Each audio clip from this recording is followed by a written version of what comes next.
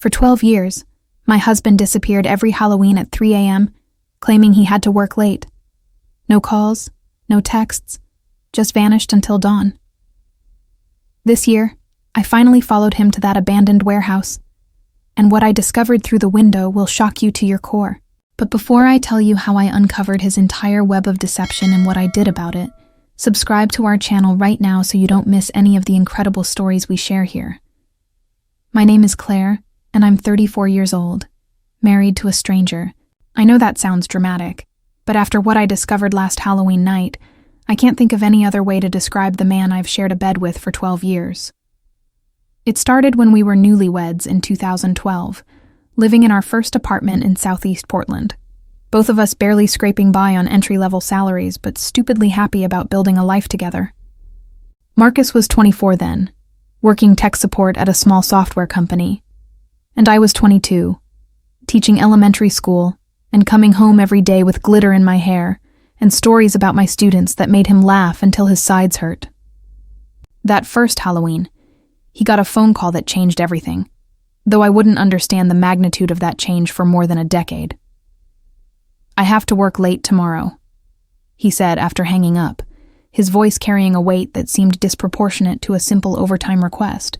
Some kind of emergency server situation. Might not be home until really late.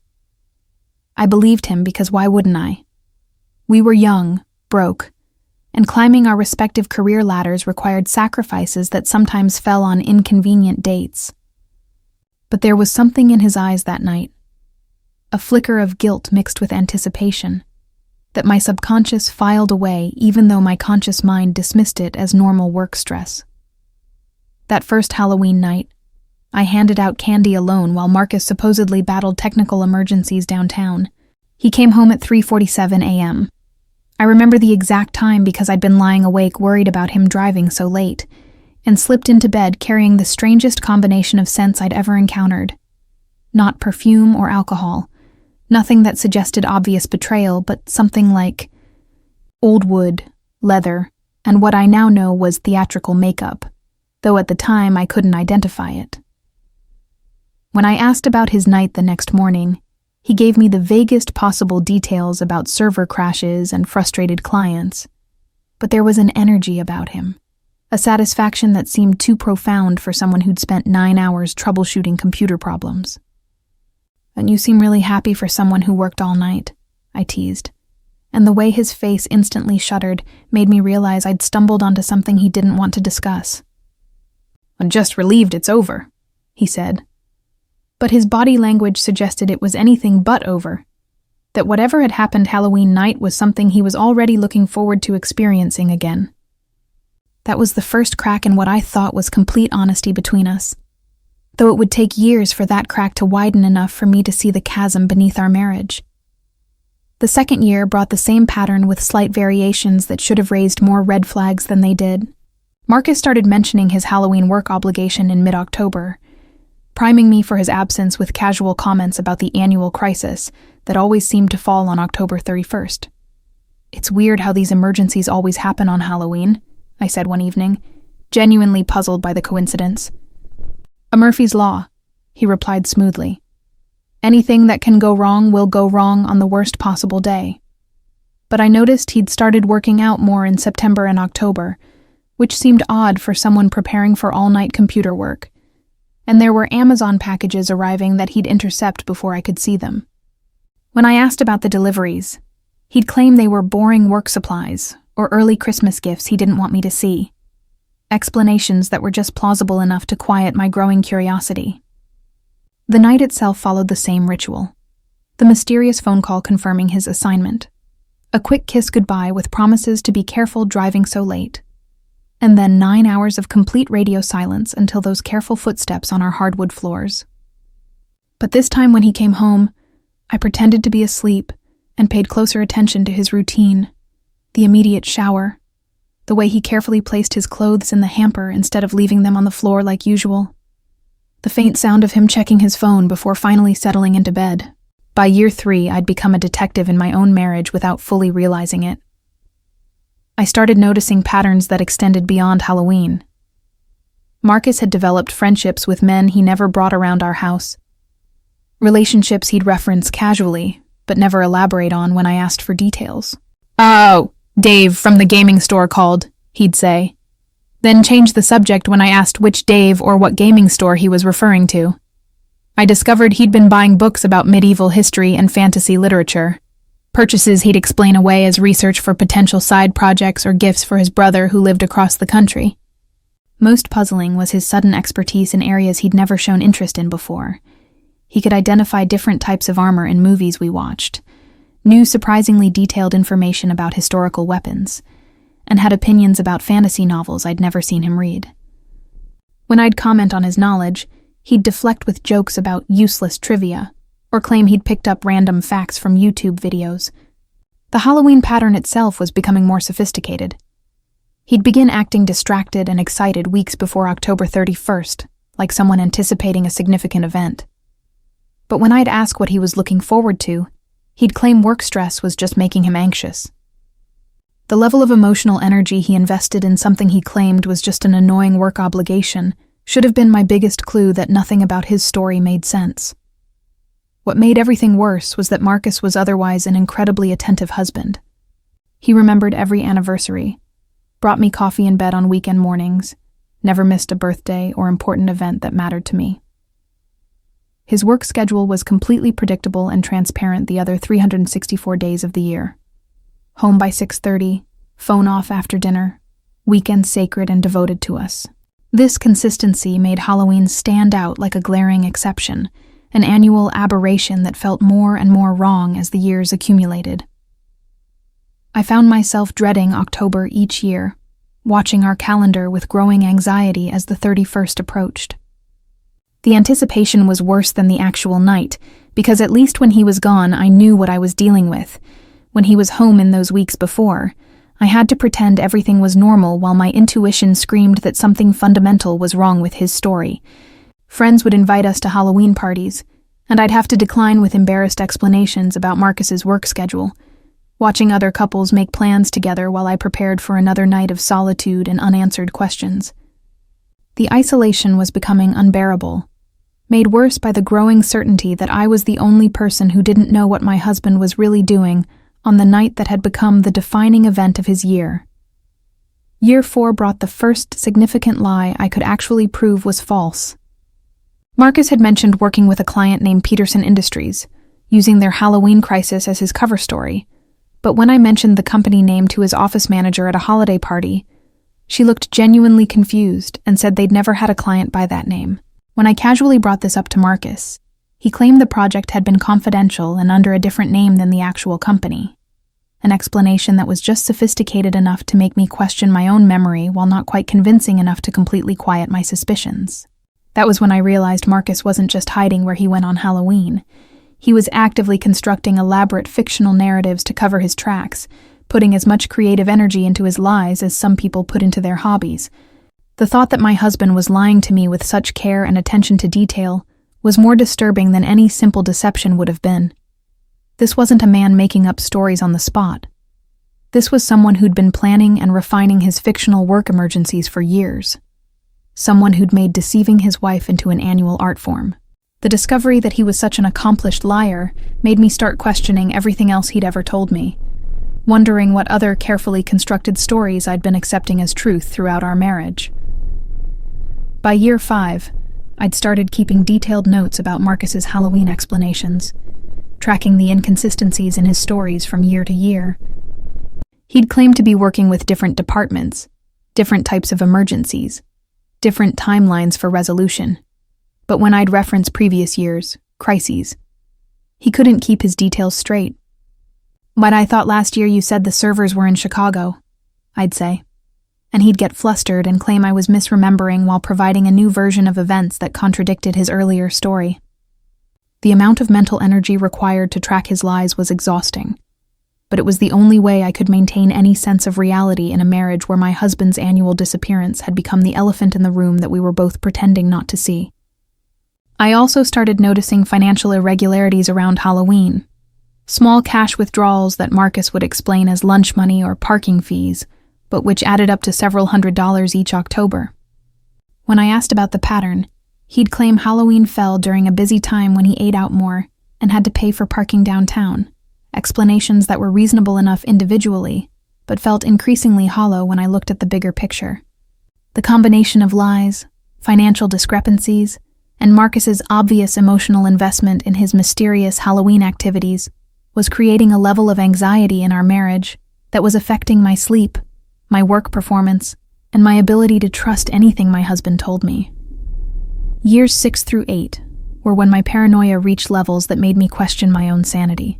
I'd become the kind of wife who checked phone records, scrutinized credit card statements, and analyzed my husband's body language for signs of deception. Every logical part of my brain said I was overreacting, that plenty of jobs required occasional overnight work, that I was becoming controlling and suspicious in ways that were probably damaging our relationship more than whatever Marcus was actually doing. But my gut screamed that something was fundamentally wrong with the situation, and the wrongness wasn't just about Halloween night. It was about the kind of marriage where one person could maintain such an elaborate secret for so many years without the other person having any real recourse for discovering the truth. I started researching private investigators online, pricing GPS tracking devices, even considering hiring someone to follow Marcus. But every option felt too extreme and expensive for what might turn out to be exactly what he claimed it was. The worst part was how isolated I felt. Who do you tell that your husband disappears one night a year and you think he's lying about why? It sounded crazy even to me. And I knew if I shared this with friends or family, they'd either think I was losing my mind or suggest marriage counseling for problems I couldn't even articulate clearly. I was trapped between my growing certainty that Marcus was deceiving me and my complete inability to prove it or do anything constructive about it. The breaking point came in year 9, when I accidentally discovered that Marcus had been renting a storage unit across town that I knew nothing about. I found the paperwork mixed in with some tax documents, a monthly charge for a facility I'd never heard of, paid automatically from an account I rarely monitored. When I confronted him about it, Marcus claimed he'd been storing old computer equipment and electronics that he planned to sell eventually. But when I asked to see the unit, he became defensive and angry in a way that was completely out of character for him. "Why do you need to see it?" he demanded. "Can't I have one thing that's just mine without you analyzing every detail?"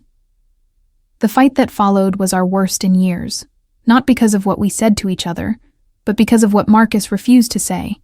He wouldn't explain why the storage unit was secret, wouldn't agree to show me what was inside, wouldn't even discuss why he felt the need to hide a monthly expense from his wife. That night, lying in bed after our argument, I realized that the Halloween mystery was just the tip of the iceberg. My husband had been living a compartmentalized life that included financial secrets, storage facilities, and God knows what else that I'd been too trusting or too naive to discover. The marriage I thought was built on complete honesty and transparency was actually built on my willingness to accept non-answers to reasonable questions, and Marcus's skill at providing explanations that were just plausible enough to shut down further inquiry. By year 10, I'd made a decision that would change everything between us forever. I was going to follow Marcus on Halloween night, not because I wanted to catch him doing something wrong, but because I needed to know what kind of man I'd been married to for a decade. The planning became an obsession. I borrowed my sister's car so Marcus wouldn't recognize mine, practiced following other vehicles to get comfortable with surveillance, and even bought a prepaid phone so I could call for help if something went wrong. I told my sister I needed her car for a surprise party, which was technically true, though the surprise was going to be mine. My plan was simple. Wait until Marcus left for his annual mysterious appointment, give him a 5-minute head start, then follow at a distance and finally see where my husband really went every Halloween. The weeks leading up to that night were torture, but it was the torture of anticipation rather than helpless confusion. I was finally taking action, finally refusing to be the passive victim of my husband's decade-long deception. Whatever I discovered, at least I'd know the truth, and the truth had to be better than the endless cycle of suspicion and anxiety that was slowly destroying my ability to trust the man I'd promised to love for the rest of my life. As Halloween 2022 approached, I prepared for what I privately called my own personal horror movie, never imagining that the real horror wouldn't be what I found, but how finding it would force me to confront everything I'd been afraid to admit about my marriage. Halloween night, 2022, started exactly like the previous 9 years, with Marcus receiving his mysterious phone call during dinner and adopting the same serious expression that always preceded his annual disappearance. "Emergency client situation," he said with practiced regret. "I'll probably be gone most of the night. Don't wait up for me, honey." But this time, instead of feeling the familiar knot of anxiety and helplessness in my stomach, I felt the cold clarity of someone who'd finally decided to stop being a victim of circumstances they could actually control. As Marcus showered and dressed for what he claimed was another night of technical troubleshooting, I checked my sister's car keys for the 3rd time and ran through my surveillance plan one final time. I'd told myself that if I found him genuinely working at his office, I'd confess everything and we'd laugh about my paranoid investigation over breakfast. If I found something else, well, at least I'd finally know what I was dealing with after 10 years of carefully constructed mysteries. When Marcus kissed me goodbye at 7 p.m. with his usual promises to be careful driving so late, I kissed him back and said, "I love you," wondering if it might be the last time I'd say those words to the man I thought I'd married, rather than the stranger he was apparently becoming. Following your husband through Portland traffic while maintaining visual contact but avoiding detection is a special kind of psychological torture that no amount of crime show watching actually prepares you for. My hands gripped the steering wheel of my sister's Honda so tightly that my knuckles were white, staying far enough behind Marcus's black Subaru to avoid recognition, while close enough not to lose him in the evening traffic of families heading to Halloween events. Every red light felt like an eternity, where he might spot me in his rearview mirror, and every turn he made sent my heart racing with the possibility that this was it. This was where I'd finally discover what had been eating away at our marriage for a decade. The rational part of my mind kept whispering that this was crazy, that I was violating his privacy in the most fundamental way possible. But the desperate part that had endured 10 years of Halloween abandonment silenced those doubts. I'd reached the point where not knowing was more toxic to our relationship than any possible discovery, where the mystery itself had become more destructive than whatever truth Marcus was hiding from me. As we drove further from our neighborhood toward the industrial district southeast of the city, my stomach churned with the growing certainty that Marcus wasn't heading toward his downtown office building or any location that could reasonably be connected to his legitimate job. When Marcus pulled into the parking lot of what appeared to be a converted warehouse in an industrial complex near the train yards, I felt my world shift in ways I wasn't prepared to handle. This wasn't a mistake or a quick stop on his way to a real work emergency. This was clearly his destination, and it was nowhere near anything resembling his supposed client crisis. I parked across the street behind a broken streetlight, praying my sister's car would blend into the shadows while I tried to process what I was seeing. The building itself looked like it had been renovated from an old warehouse into some kind of event space, with several cars already in the parking lot and more arriving every few minutes. But what made my blood run cold wasn't the building. It was the people.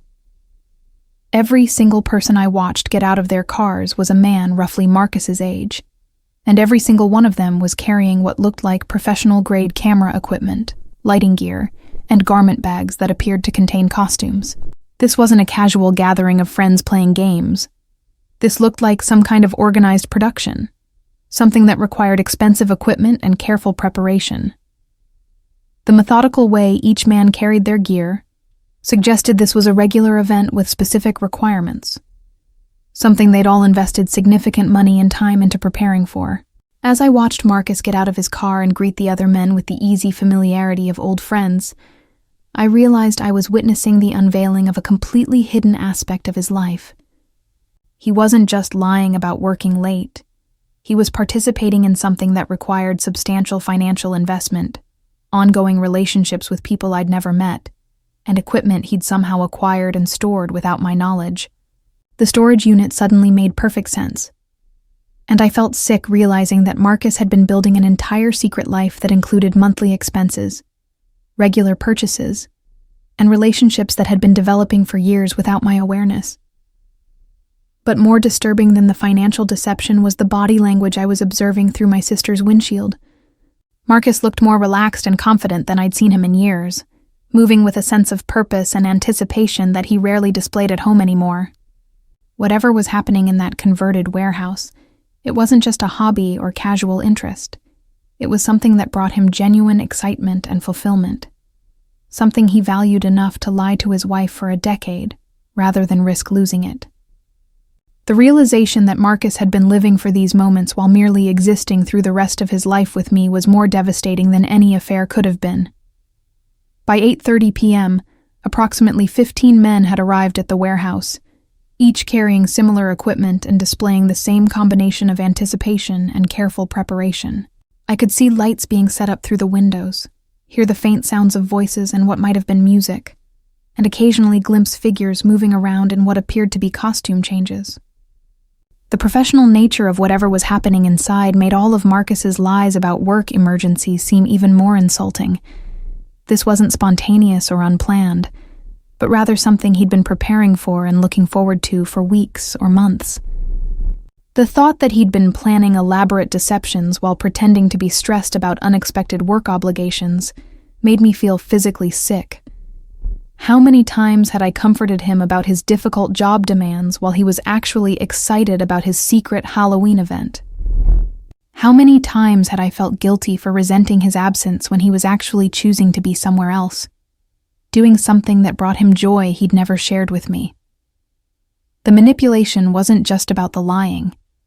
It was about making me feel selfish for wanting to spend Halloween with my husband when he was actually eager to spend it with people whose names I didn't even know. Around 9 p.m., I made the decision that would haunt me for months. I was going to find out exactly what my husband was doing in that warehouse, even if it destroyed everything I thought I knew about our marriage. The not knowing had become more unbearable than any possible truth, and I'd come too far to turn back without getting answers that could finally resolve 10 years of Halloween anxiety. I quietly got out of my sister's car and crossed the street toward the converted warehouse, looking for a window or opening where I could observe without being detected. The building had several ground-level windows that hadn't been completely covered, and I could hear much clearer sounds now, definitely multiple voices, some kind of music or soundtrack, and what sounded like direction being given by someone in charge. As I crept closer to the side of the building, staying in the shadows cast by the industrial lighting, I realized my heart was pounding so hard I was afraid someone might hear it. This was the moment 10 years of doubt and suspicion would finally be resolved, one way or another, and I wasn't sure I was emotionally prepared for any of the possibilities running through my mind. What I saw when I finally found a vantage point through a partially covered window was so far beyond anything I'd imagined that my brain struggled to process the information for several long seconds. The warehouse had been converted into what looked like a sophisticated film studio, complete with professional lighting equipment, multiple camera setups, and elaborate costume and makeup stations. But this wasn't just any kind of film production. Based on the costumes I could see and the medieval props scattered around, this appeared to be some kind of historical or fantasy adult film operation. Marcus, my husband who claimed to hate anything remotely connected to fantasy or role-playing, was in full medieval costume directing other men in similar outfits, while cameras rolled and professional lighting illuminated scenes I couldn't quite make out clearly. The level of production value was stunning. This wasn't amateur hour-y, but something that had obviously been developed over years with significant financial investment and technical expertise. Costumes that must have cost thousands of dollars, lighting equipment that belonged in real film studios, and a level of organization that suggested this was generating income, not just consuming it. The initial relief that Marcus wasn't having an affair was immediately replaced by a different kind of betrayal that was somehow worse than infidelity would have been. My husband hadn't just been lying about his Halloween activities. He'd been participating in what appeared to be a professional adult film production, something that involved nudity, sexual content, and a level of secrecy that made sense for the first time in 10 years. The equipment, the costumes, the monthly storage fees, the cash withdrawals, the relationships with men I'd never met. Everything suddenly fit together in a way that made me feel like the biggest fool in the world for not figuring it out sooner. But what devastated me more than the nature of his secret activity was the realization that Marcus had been living an entire professional life that I knew nothing about, earning money from something he'd hidden so completely that I'd never even suspected its existence. The financial implications alone were staggering. How much money had he been making from this that never appeared in our joint accounts? How many years had he been generating income that he'd kept completely separate from our marriage? The betrayal wasn't just about sex or deception. It was about discovering that my husband had been operating as a completely independent economic entity while pretending we were partners building a life together. Standing outside that warehouse window, watching my husband direct what was clearly a professional adult film production, I realized that every assumption I'd made about our marriage had been wrong. Marcus wasn't the slightly boring tech worker I'd thought I'd married. He was someone with creative ambitions, entrepreneurial instincts, and professional relationships that had been developing for years without my knowledge. The man I lived with was essentially a character he played for my benefit, while his authentic self only emerged in settings like this warehouse where he could pursue his real interests and generate his real income. The level of compartmentalization required to maintain such complete separation between his life with me and his actual career was staggering, suggesting that Marcus had made a conscious decision early in our marriage to build his authentic life around activities he knew I wouldn't accept or understand. But more than that, it meant he'd been evaluating me for over a decade and consistently deciding that I wasn't someone who could be trusted with his real ambitions, his actual income, or his genuine professional identity. As I watched him work with obvious competence and authority in an environment I'd never imagined him occupying, I understood that I'd been married to a stranger who'd been so convinced I couldn't handle his authentic self that he'd built an entire parallel existence rather than risk being honest with me about who he really was. The walk back to my sister's car felt like the longest journey of my life, my mind reeling with implications I wasn't equipped to process. Everything I thought I knew about Marcus, our marriage, our financial situation, and our future together had been fundamentally altered by what I'd witnessed through that warehouse window. The drive home was surreal, navigating familiar Portland streets while trying to reconcile the man I'd just watched directing adult films with the husband who brought me coffee in bed and worried about our mortgage payments. By the time I reached our house, I'd made a decision that would define the next phase of our relationship. I wasn't going to confront Marcus immediately about what I'd discovered. Instead, I was going to investigate the full scope of his deception before deciding whether our marriage could survive this level of fundamental dishonesty about something so significant. As I sat in our living room waiting for Marcus to return from his secret professional life, I realized that Halloween night had indeed revealed the truth about our marriage. But the truth was that I'd been married to someone who'd been evaluating me for 10 years and consistently deciding that I wasn't worthy of honesty about the most important aspects of his actual life. The 3 weeks following my warehouse discovery were the most psychologically difficult period of my adult life, as I struggled to maintain the appearance of normalcy while processing the devastating reality of what my marriage had actually been for the past decade. Every morning, I watched Marcus eat breakfast and discuss his day at the tech company, knowing that his real professional identity was something completely different, something he'd been developing and monetizing while pretending to be a struggling lower-level employee. Every evening, I listened to him complain about his difficult boss and challenging projects, understanding now that these conversations were elaborate fiction designed to maintain a character he'd created for my benefit. The psychological toll of living with such explosive knowledge while pretending everything was normal was unbearable. I felt like I was slowly losing my mind, questioning every interaction we'd ever had while wondering what other fundamental aspects of our life together were complete fabrications. Sleep became impossible.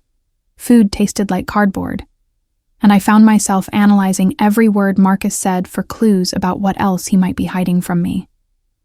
The loneliness was crushing, made worse by the knowledge that I couldn't share this discovery with anyone without completely destroying what remained of our marriage before I'd decided whether it was worth trying to save. My first priority was understanding the financial implications of Marcus's secret career, because if he'd been generating significant income that he'd hidden from me, it would represent a level of deception that went far beyond lying about his Halloween activities. I spent hours going through bank statements, tax returns, and credit card records, looking for patterns that might reveal the scope of his hidden financial life. What I discovered was somehow both better and worse than I'd feared. There was no evidence of large amounts of hidden income, but there were clear signs of careful financial management designed to conceal ongoing expenses related to his secret activities. The storage unit fees, the cash withdrawals, the Amazon purchases that arrived when I wasn't home, Everything pointed to Marcus funding his adult film activities from our joint resources, while being careful not to spend enough to trigger my suspicion. The realization that he'd been stealing from our shared finances to fund a secret business venture that I wasn't allowed to know about felt like a violation that was almost worse than adultery. He hadn't just been lying about what he did with his time. He'd been using our money to build a professional life that excluded me completely, essentially making me an unwitting financial partner in my own deception.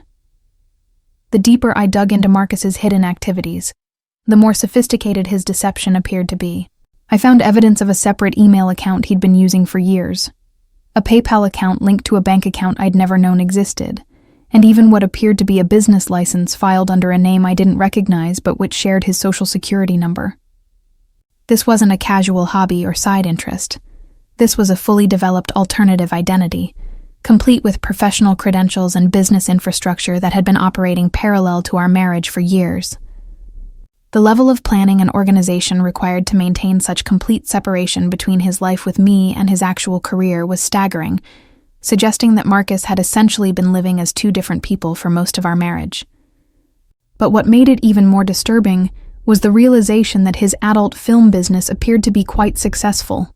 The equipment I'd seen in the warehouse represented thousands of dollars of investment, and the professional quality of the operation suggested it was generating enough income to justify that level of expenditure. My husband wasn't just lying about his activities. He was apparently quite good at something he'd never told me he was even interested in, something that was bringing him financial success and professional satisfaction that he'd never shared with the person who was supposed to be his closest partner. 3 weeks after Halloween, I made a decision that felt both necessary and terrifying.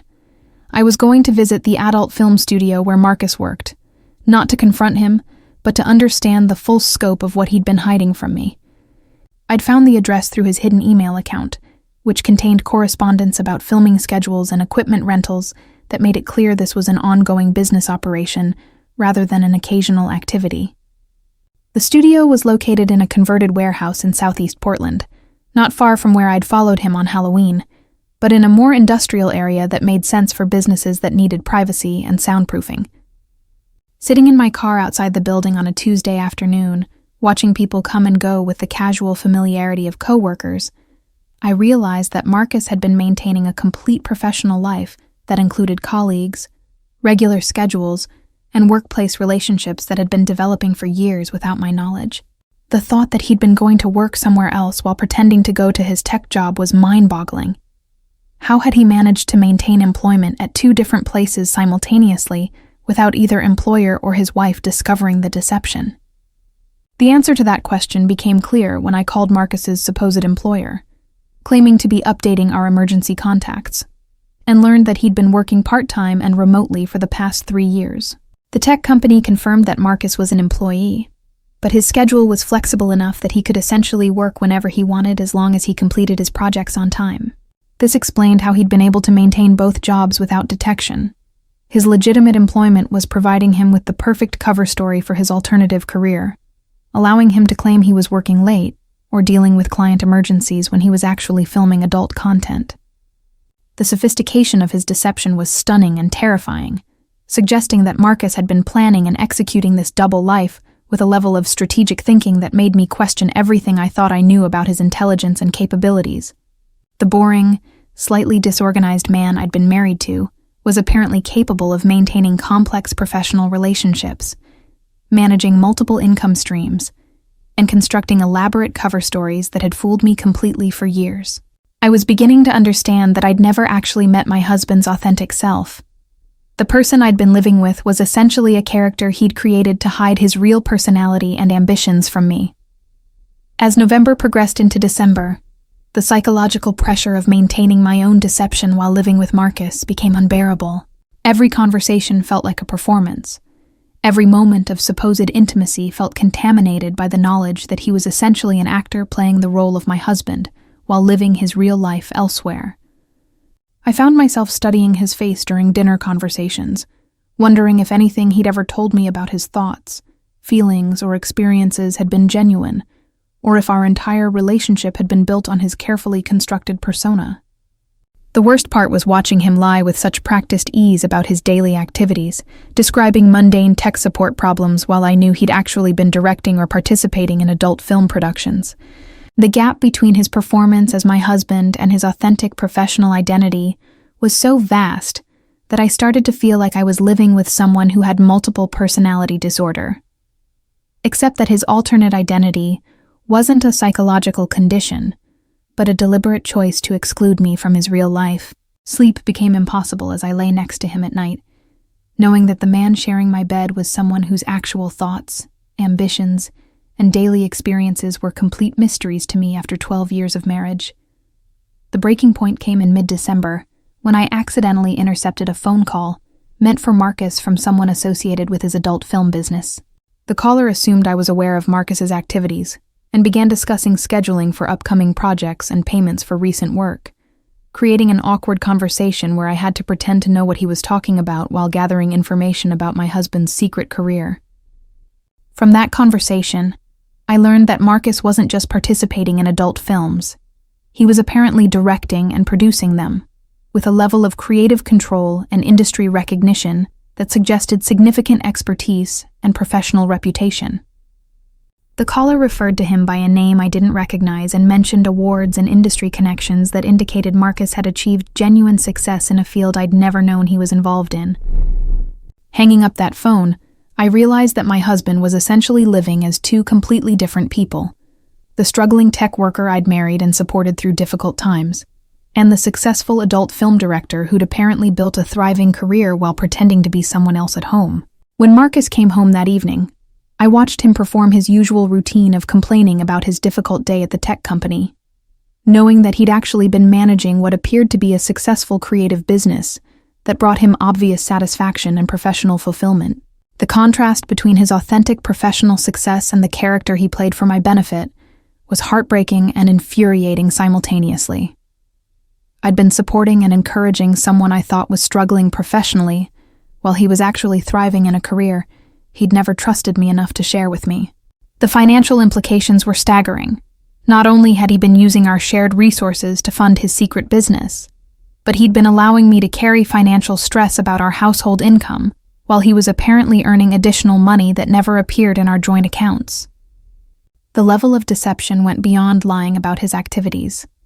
It extended to fundamental dishonesty about our financial situation, his professional capabilities, and his actual level of success in life. I realized that not only did I not know who my husband really was, but I'd been living a lifestyle based on completely false information about our actual economic circumstances and his genuine earning potential.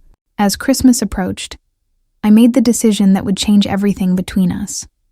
I was going to confront Marcus with what I'd discovered, not because I'd decided whether our marriage could survive this level of deception, but because continuing to pretend ignorance was destroying my mental health and sense of reality. The conversation I was planning wasn't about judgment or ultimatums. It was about understanding whether there was any foundation left for a relationship based on authentic honesty rather than careful performance. I needed to know why Marcus had felt it was safer to build an entire alternative identity than to trust me with his real ambitions and interests. And I needed to understand whether the man I'd been married to for 12 years had ever actually existed, or if he'd been a character from the beginning. The most terrifying part wasn't the possibility that he'd been deceiving me about his career. It was the growing certainty that I'd never actually been married to my husband's authentic self, but rather to a carefully constructed persona designed to hide his real personality from me. As I prepared for the conversation that would either destroy our marriage or transform it into something completely different, I realized that the real question wasn't whether I could forgive Marcus for his deception, but whether either of us was capable of building a relationship based on complete honesty after 12 years of fundamental lies about the most basic aspects of our shared life.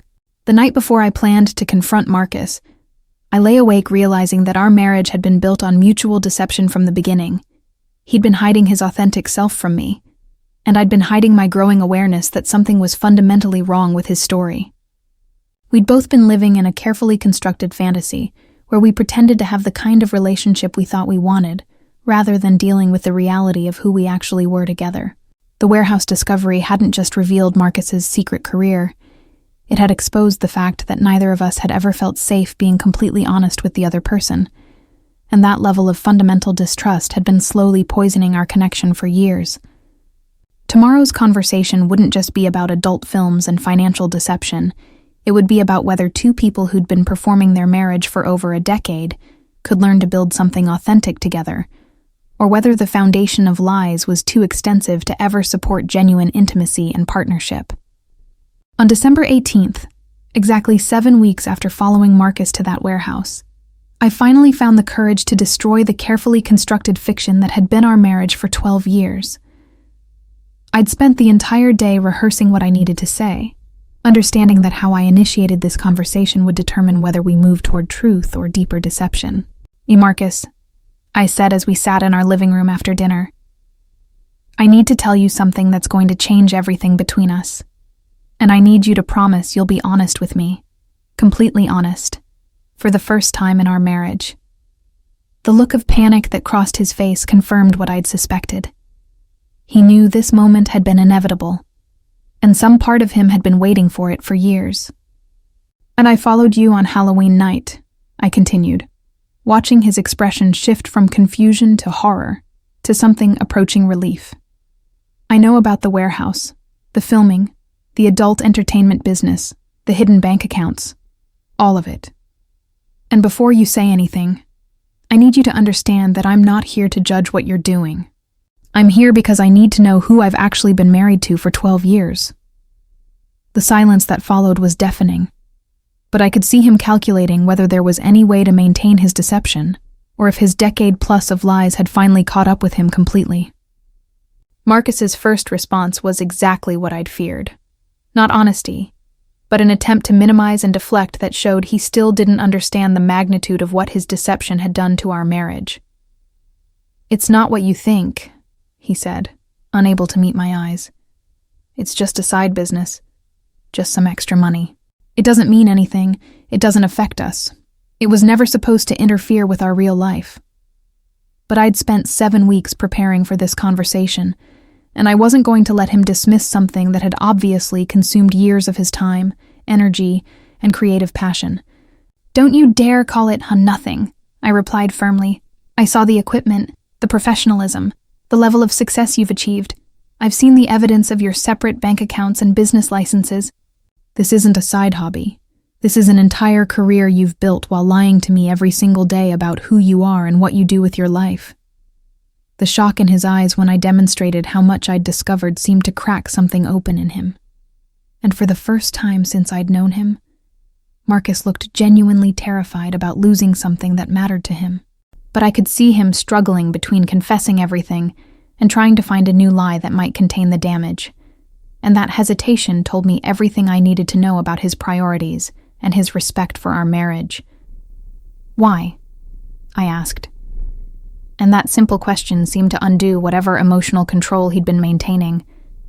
Marcus broke down completely, but his tears felt manipulative rather than genuine, like another performance designed to manage my reaction rather than express authentic remorse. I was afraid you'd leave me, he sobbed. I was afraid you'd think I was disgusting or perverted. I was afraid you'd never look at me the same way if you knew what I really did for work.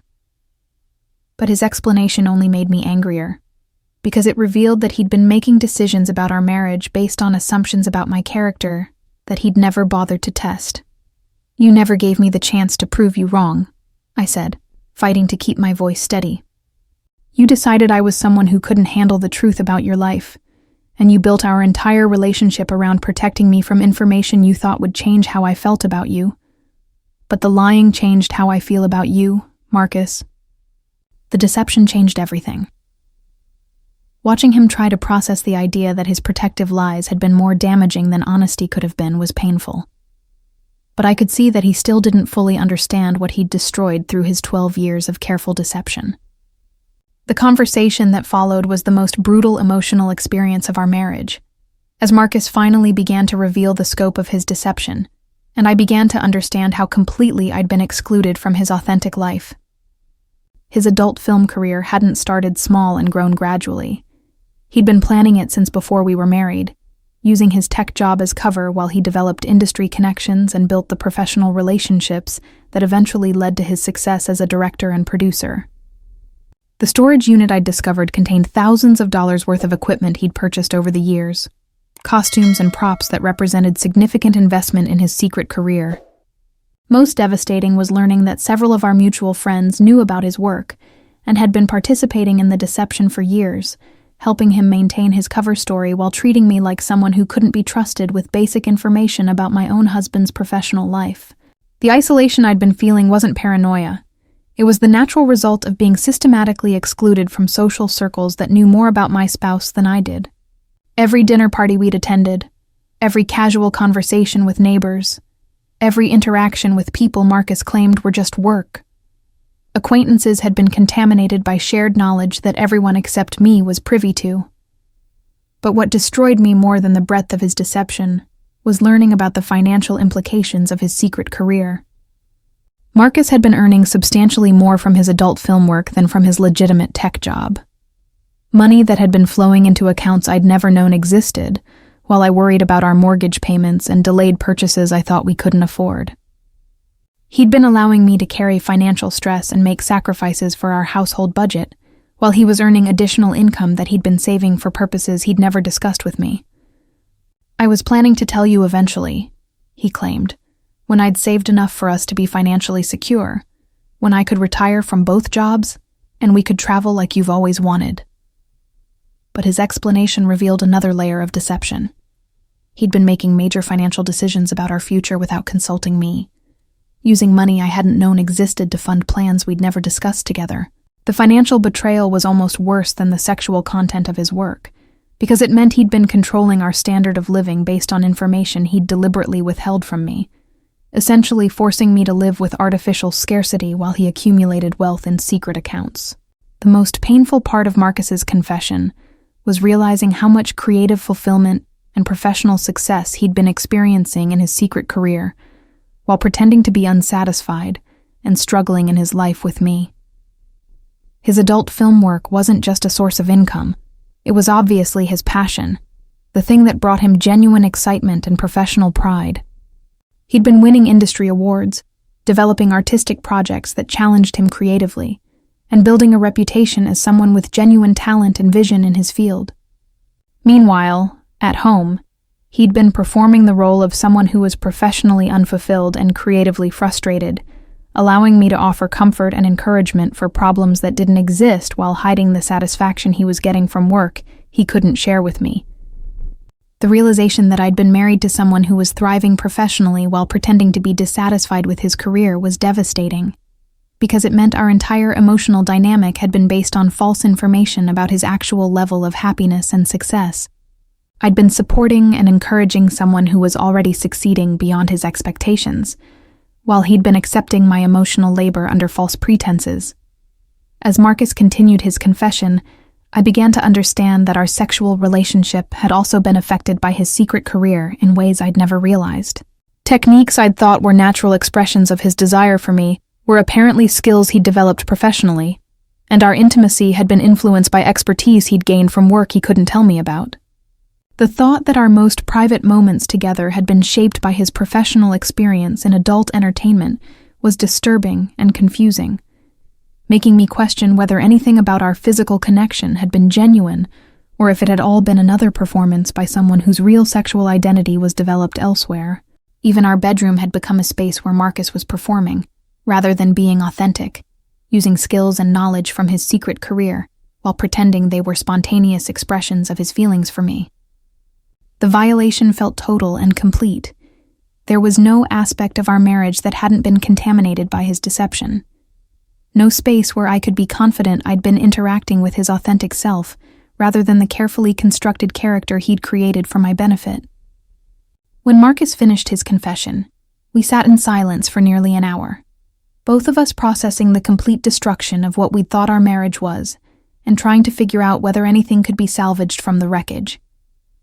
The man sitting across from me was essentially a stranger, someone with professional accomplishments I'd never heard of, financial resources I'd never known existed, creative passions he'd never shared, and a social life that had been developing for years without my awareness.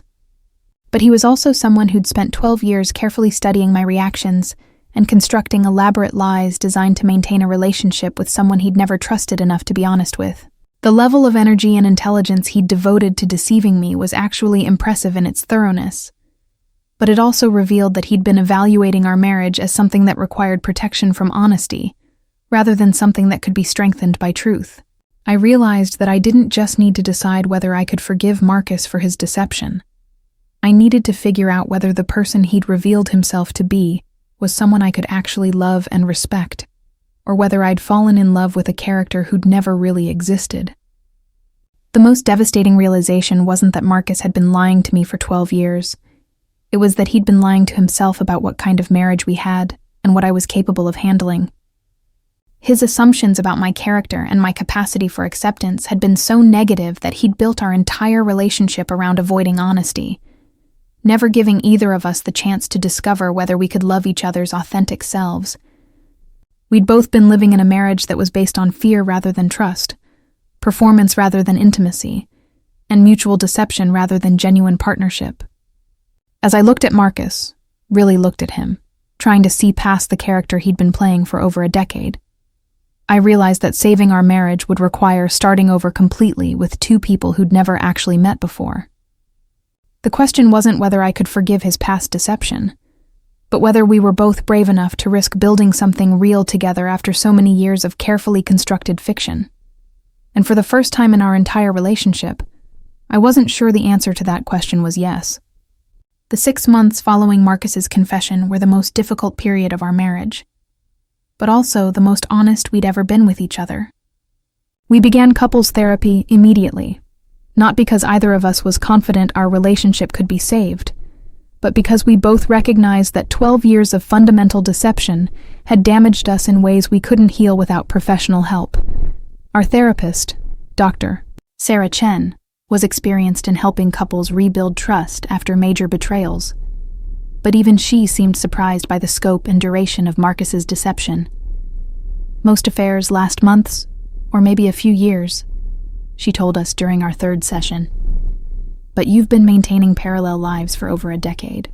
The level of psychological compartmentalization required for that kind of sustained deception suggests that honesty has never been a foundation of your relationship.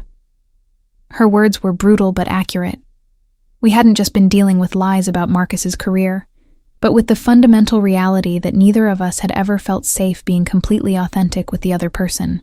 The therapy process forced us to confront not just Marcus's deception, but my own role in creating a marriage where he'd felt safer lying than telling the truth about his interests and ambitions.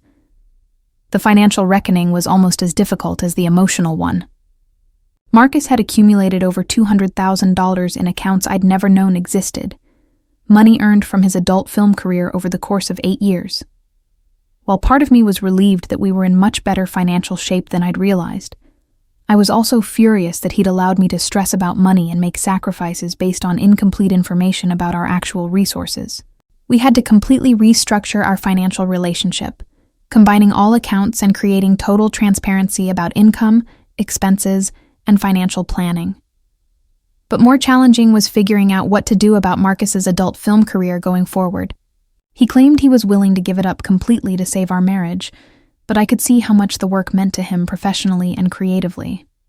The idea of making him abandon something he was genuinely talented at felt wrong, but I also couldn't imagine continuing to be married to someone whose career I couldn't discuss with our friends and family. We spent months in therapy working through the practical and emotional implications of his work before reaching a compromise that neither of us had expected. I would learn about his industry and decide whether I could genuinely accept his career choice, not just tolerate it out of fear of losing him. 3 months after his confession, Marcus took me to visit his production studio and meet his business partners, not as the wife who'd finally been told about her husband's secret, but as someone who was trying to understand whether this was something I could genuinely support, or if it would always be a source of conflict between us. Walking into that converted warehouse in broad daylight, holding Marcus's hand while he introduced me to colleagues who'd known him longer than I had in some professional contexts, was surreal and terrifying. But what surprised me was how normal everything seemed.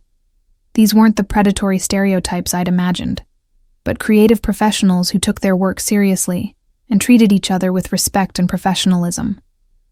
Marcus's business partners were articulate, intelligent people who'd built a successful company that produced content for a legal adult entertainment market, and they welcomed me with genuine warmth rather than the defensiveness I'd expected. Watching Marcus interact with his colleagues, I could see the confidence and leadership abilities that had been hidden during our marriage. And I began to understand that his deception hadn't just been about protecting his career from my judgment. It had been about protecting his professional identity from a relationship where he'd never felt free to be completely himself.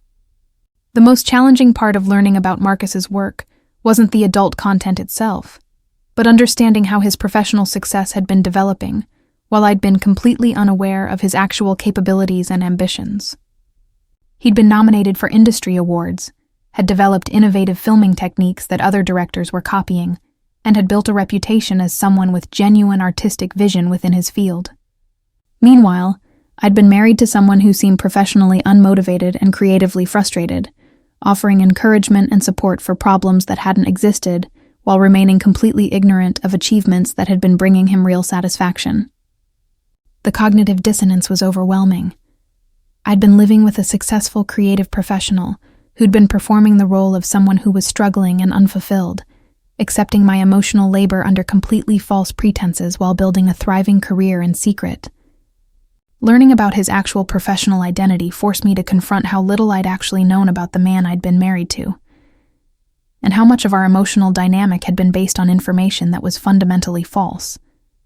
But slowly, as Marcus began sharing more about his authentic interests and professional experiences, I started to meet the person he'd been hiding from me for over a decade.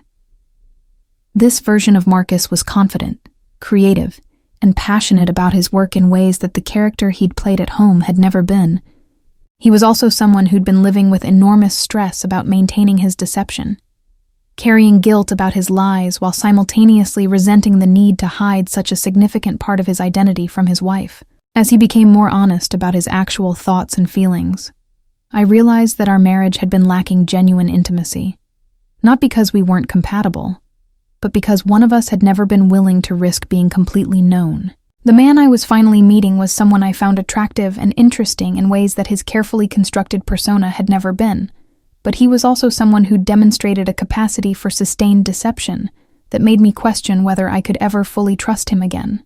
Building a relationship with Marcus's authentic self meant grieving the loss of the marriage I'd thought we had, while deciding whether to risk creating something real with someone who'd proven he was capable of elaborate long-term lies. The breakthrough came 6 months after his confession, when Marcus made a decision that surprised both of us. He offered to sell his share of the adult film business and find a completely different career if that's what it would take to rebuild my trust in him.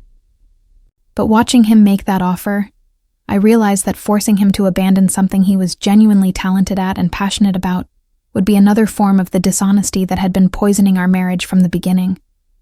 Instead of accepting his sacrifice, I told him I wanted to understand his work well enough to decide whether I could genuinely support his career choice or if we needed to end our marriage because of fundamental incompatibility about his professional life.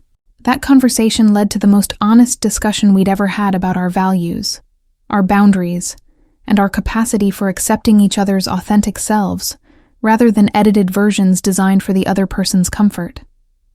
For the first time in our relationship, we were negotiating based on complete information about who we actually were, rather than who we thought the other person wanted us to be. 8 months after Marcus's confession, I made a decision that shocked both of us. I wanted to learn about his business well enough to potentially become involved in the non-performing aspects of production, marketing, scheduling, financial management, areas where my skills and his expertise could complement each other professionally. This wasn't about embracing adult entertainment as a personal passion, but about building a partnership based on honesty about our actual interests and capabilities, rather than pretending to be people we weren't. Marcus's initial reaction was terror that I was making this choice out of desperation to save our marriage rather than genuine interest in working together. But months of therapy had taught us both to distinguish between decisions made from fear and choices made from authentic desire. Working together in his business became a way of building trust through shared challenges and discovering whether we could be genuine partners when both of us were being completely honest about our strengths, weaknesses, and professional goals. It also meant that the success Marcus had been achieving in secret could finally become something we celebrated together, rather than something that created distance between us. Today, 2 years after that devastating Halloween night discovery, Marcus and I are business partners as well as spouses, working together in an industry that I never could have imagined being part of, but which has taught us both about honesty, communication, and the courage required to build authentic relationships with people who know your complete truth. Our marriage is stronger than it ever was during the 12 years when it was based on partial honesty and careful performance. Because we've learned that genuine intimacy requires the risk of being completely known, rather than the safety of being partially hidden. The adult entertainment industry, which initially seemed like the thing that would destroy our marriage, became the catalyst for building the kind of partnership we'd never been brave enough to attempt when we were both editing ourselves for each other's comfort. We've learned that the most dangerous thing about marriage isn't discovering that your spouse is different from who you thought they were. It's spending years being too afraid of complete honesty to find out whether you could love each other's authentic selves. Marcus's 12-year deception nearly destroyed us, but it also forced us to confront the reality that neither of us had ever been willing to risk the vulnerability required for genuine partnership. The warehouse where I once sat in a borrowed car doubting everything I thought I knew about my marriage is now our primary production facility. And every time I walk through those doors, I'm reminded that sometimes the truth that terrifies you most is the truth that finally sets you free to love and be loved completely. We've learned that building a marriage on complete honesty requires more courage than maintaining one based on comfortable lies, but it also creates the possibility for intimacy and partnership that we'd never experienced during our years of mutual deception. The lesson that changed everything for us was understanding that secrets in marriage aren't usually about protecting the other person from difficult truths. They're about protecting yourself from the risk that complete authenticity might not be met with complete acceptance. When we finally stopped protecting our marriage from honesty and started protecting our honesty from fear, we discovered that the relationship we'd been afraid to risk was actually the relationship we'd been trying to build all along. Marcus's Halloween secret, which once felt like the ultimate betrayal of our marriage, became the catalyst for creating the kind of partnership where secrets aren't necessary because acceptance isn't conditional on performance. And love isn't dependent on hiding the parts of yourself that don't fit the character you think your spouse wants you to play. 3 years later, as I write this on our 15th wedding anniversary, Marcus is in the office reviewing scripts for our upcoming production while I handle the business side of operations that have expanded beyond anything we'd originally imagined. The sound of him discussing creative concepts and production timelines makes me smile in a way that his careful, edited conversations never did during our first 12 years together. We've learned that the goal of marriage isn't to find someone who loves the version of yourself you think is most acceptable. It's to find someone who helps you discover that all the parts of yourself you've been hiding are actually the parts most worth sharing. Our story isn't a traditional redemption tale, because what we built from the ruins of our deceptive marriage isn't a return to what we had before. It's something entirely new, based on the radical idea that two people can love each other completely when they're finally brave enough to be completely known.